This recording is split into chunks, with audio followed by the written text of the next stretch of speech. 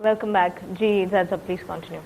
देखिए, इस निज़ाम को रिप्लेस करने के लिए एक साथ साथ पैरेलल ऑल्टरनेट निज़ाम बिल्कुल वैसे ही बनाना पड़ेगा कि जैसे कैनेडी ने बनाया था। कैनेडी को तो उन्होंने असैसिनेट करके मार दिया, ठीक है, लेकिन उसके सिल्वर डॉलर्स और वो कानून आज भी अमेरिका में मौजूद है। और अमेरिका का कोई बादशाह, कोई सदर अगर ये चाहे कि मैं फेडरल रिजर्व से कर्ज लिए बगैर अपने नोट छापूं तो वो छाप सकता है, लेकिन हिम्मत कोई नहीं करता, इसलिए कि वो कैनेडी का नतीजा देख चुके हैं। सही। पाकिस्तान में भी हुकूमत वक्त को वक्त आ गया है कि एक जेन्युइन बैतुल माल कायम किया जाए। जेन्युइन बैतुल माल कि जो एक तरफ तो नेशनल बैंक की बात हमने कही कि पूरी मनी सप्लाई बेशक पेपर की है, वो कंट्रोल कर रहे हैं, लेकिन साथ अब एक जेन्युइन बैतुल माल इसके पैरेलल में बनाया जाए जो रियल वेल्थ बेस्ड हो, यानी इंसानों की तमाम वो जरूरियात जो पूरी करने की है, जिसको एक इस्लामिक वेलफेयर स्टेट कहते हैं या एक मॉडर्न वेलफेयर स्टेट कहते हैं, जिसमें लोगों की बेसिक फंडामेंटल जरूरत, उनके घर पे छत हो, उनके पास तालीम हो, उनके पास सेहत का इंतजाम हो, उनको पीने का साफ पानी हो, उनके घरों में बिजली पानी और गैस मिल रही हो, ये हर इंसान का बुनियादी हक है। सही। और जब वो तमाम मामलात कि जो हमने अपने इकोनॉमिक टेररिज्म के उस प्रोग्राम में जो एक कम्युनिटी को करने चाहिए, यानी वो स्टेप्स के जो एक कम्युनिटी को लेने चाहिए, जिसमें किफालत है, जिसके अंदर तामुल मिस्कीन है, जिसके अंदर तालीम और जिसके अंदर एक कलेक्टिव, हमने कहा था कि बैतुल माल कम्युनिटी बैतुल माल बनाइए, इसी लेवल पर इसको नेशनल लेवल पर बैतुल माल बनने की जरूरत है। उस तरह का बैतुल माल नहीं जैसे आजकल बना हुआ है जो मजाक है। जब इमानत और खयानत का ध्यान किया जाएगा, जब बैतुल माल के पैसे को बैतुल माल ही का पैसा और इमानत समझ के खर्च किया जाएगा, जब एक ऐसा, देखिए बैंक्स पेपर करेंसी में डील करते हैं सिर्फ, हमने स्टेट बैंक की बात की जो पेपर में करेगी, अब हम बैतुल माल की बात कर रहे हैं जहां पे कमोडिटीज होंगी। कमोडिटीज का मतलब है कि यहां पे गंदम होगी, यहां पे स्टॉक्स होंगे, फूड सप्लाईज होंगी, यहां पे गोल्ड एंड सिल्वर करेंसीज होंगी या गोल्ड डिपॉजिट्स होंगे, रिजर्व होंगे, जो आजकल हमारे स्टेट बैंक के पास है। स्टेट बैंक का नाम इन रियल टर्म्स होना तो बैतुल माल चाहिए, वो हम आगे डिस्कस करेंगे।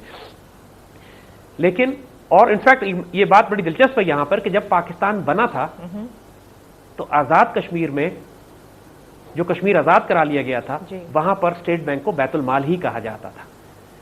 शुरू में स्टेट बैंक बैतुल माल कहलाता था, बाद में इसका नाम स्टेट बैंक रखा गया और ये सारा सिलसिला शुरू हुआ। तो बहरहाल, तो जो बैतुल माल का कॉन्सेप्ट है, जो सारे इश्यूज हम डिस्कस कर चुके हैं पहले कलेक्टिव अरेंजमेंट में, जो एक इज्तिमाई तौर पर मुसलमानों को करने चाहिए, वो स्टेट लेवल पर किए जाए। एग्जैक्टली वही स्टेप्स हैं जो स्टेट लेवल पे ले, और पूरे मुल्क के हर शख्स की जिम्मेदारी आराम से उठाई जा सकती है। अल्लाह के फजल से हमारे पास वसाइल भी हैं, हमारे पास दौलत भी है, हमारे पास जमीन के खजाने भी मौजूद हैं। हमारी सबसे बड़ी दिक्कत क़यादत और करप्शन है। सबसे बड़ी दिक्कत हमारी यही है। जो वसाइल पेपर करेंसी में भी हमारे पास अवेलेबल हैं, जो खर्च भी हो रहे हैं, इस्तेमाल भी हो रहे हैं, 90% उसमें से हराम में ज़ाया हो जाते हैं, नापाकी में ज़ाया हो जाते हैं, इस्तेमाल नहीं होते। सिर्फ अगर हुकूमत ये अश्योर कर ले, यकीन कीजिएगा इस मुल्क में कोई शख्स ना भूखा होगा, ना किसी बच्चे के बगैर तालीम के वो रहेगा, ना किसी के सर पे ऐसा होगा कि इसके सर पे छत ना हो। कोई तकलीफ इस मुल्क में इंशाअल्लाह हो ही नहीं सकती अगर इन तमाम मेजर्स को फॉलो कर लिया जाए कि जो हम बता रहे हैं इन स्टेप्स में। अब हम एक अगले स्टेप की तरफ आएंगे। जब हम बैतुल माल की बात करते हैं तो उसका सबसे क्रिटिकल और इंपॉर्टेंट एलिमेंट ये होगा कि जिस तरह कैनेडी ने कैनेडी डॉलर्स जारी किए थे, इस तरह जो बैतुल माल होगा उसको अब ऑफिशियल सोने और चांदी के सिक्के जारी करने चाहिए। देखिए, सोने और चांदी के सिक्के जब पाकिस्तान बना है तो चांदी का सिक्का उस वक्त भी हुआ करता था। उस वक्त हुकूमत वक्त ने यह किया था कि चांदी के सिक्कों को पेपर करेंसी से बांध दिया था। मसलन ये कहा कि चांदी 1 रुपया पेपर करेंसी जो है, 1 रुपए का जो पेपर करेंसी है वही 1 रुपए के चांदी के सिक्के की होगी। नतीजा ये हुआ कि चंद दिनों के बाद चांदी महंगी हो गई और लोगों ने चांदी के सिक्के पिघला पिघला के चांदी में इस्तेमाल कर लिए और सिक्के खत्म हो गए। अब जो गोल्ड एंड सिल्वर कॉइन्स जो बैतुल माल को जारी करने चाहिए पैरेलल करेंसी के तौर पर, देखिए जिस तरह कैनेडी बैंक नोट्स भी थे और कैनेडी डॉलर्स भी थे जी, इस तरह पाकिस्तान हुकूमत के पेपर करेंसी और पाकिस्तान हुकूमत का सोने और चांदी का सिक्का दोनों जारी होने चाहिए, लेकिन इनकी आपस की रिलेशनशिप फिक्स नहीं होनी चाहिए। गोल्ड कॉइन की प्राइसेस वो होनी चाहिए जो इंटरनेशनल मार्केट में है। अच्छा। नतीजा ये होगा कि अगर आज 100 रुपए का गोल्ड कॉइन है या 100 रुपए का सिल्वर कॉइन है, अगर दुनिया में सिल्वर के रेट्स बढ़ते हैं तो वो 120 रुपए का सिल्वर कॉइन हो जाएगा। तो फिर लोग सिल्वर कॉइन को पिघलाएंगे नहीं, उसको करेंसी के तौर पर इस्तेमाल करेंगे। और दूसरा, जो सिल्वर कॉइन्स और गोल्ड कॉइन्स को रिजर्व के तौर पे रखेगा, वो गोल्ड इंटरनेशनल गोल्ड प्राइसेस और सिल्वर प्राइसेस के साथ साथ उसकी सेविंग्स को भी प्रोटेक्शन मिलती रहेगी। सही। अगर प्योर सिल्वर जो कि कॉइन की शक्ल में है और प्योर सिल्वर जो मार्केट में मिल रहा है, दोनों की प्राइसेस एक हैं, तो लोग फिर इस सिल्वर कॉइन को पिघलाना नहीं शुरू करेंगे। वो एक इसी तरह करेंसी के तौर पर इस्तेमाल होना शुरू करेगा जिस तरह खालिस चांदी मार्केट में इस्तेमाल होती है या खालिस सोना मार्केट में इस्तेमाल होता है। اب سونے اور چاندی کے سکے دوبارہ استعمال کرنے کا وقت آ گیا ہے. حکومت وقت کو لازماً دوبارہ سونے اور چاندی کے سکے جاری کرنے چاہیے. جو مسلمان لے کر کم از کم زکوٰۃ اس میں ادا کریں, جو مسلمان لے کر اپنی سیونگز اس میں بنائیں, جو بینکس میں نہیں رکھنا چاہتے اپنی سیونگز اس میں کریں.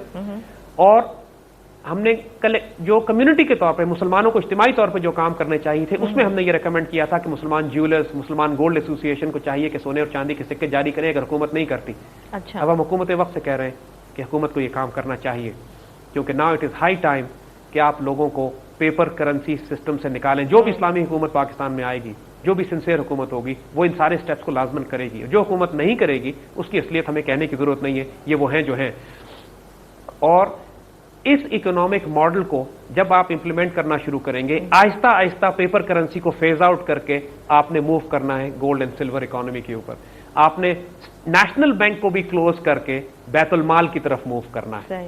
اور پہلے پرائیویٹ بینکنگ کو ختم کیا, نیشنل بینکس پہ آئے, نیشنل بینک کے بعد بیت المال کی طرف موو کیا. یہ وہ سٹیپس ہیں, یہ وہ موومنٹ ہے کہ جو معاشرے میں ایک تصادم برپا نہیں کرے گی, معاشرے میں ایک اتنا بڑا اپہیول نہیں آئے گا اکنامک اور سوشل کہ, اور اس کو سموتھلی ٹرانزیکٹ کیا جا سکتا ہے. یہ سارے کام 2 یا 3 سال کے اندر مکمل کیے جا سکتے ہیں, جو پچھلے 50 سال سے حکومتیں اور فائنانس منسٹرز بے وقوف بنا رہے ہیں. بدنیت لوگ چونکہ کرنا نہیں چاہتے تھے, لہٰذا اس طریقے, ورنہ یہ سولوشنز اتنے سمپل ہیں امپلیمنٹ کرنا, کوئی ڈیفیکلٹی اس میں نہیں ہے.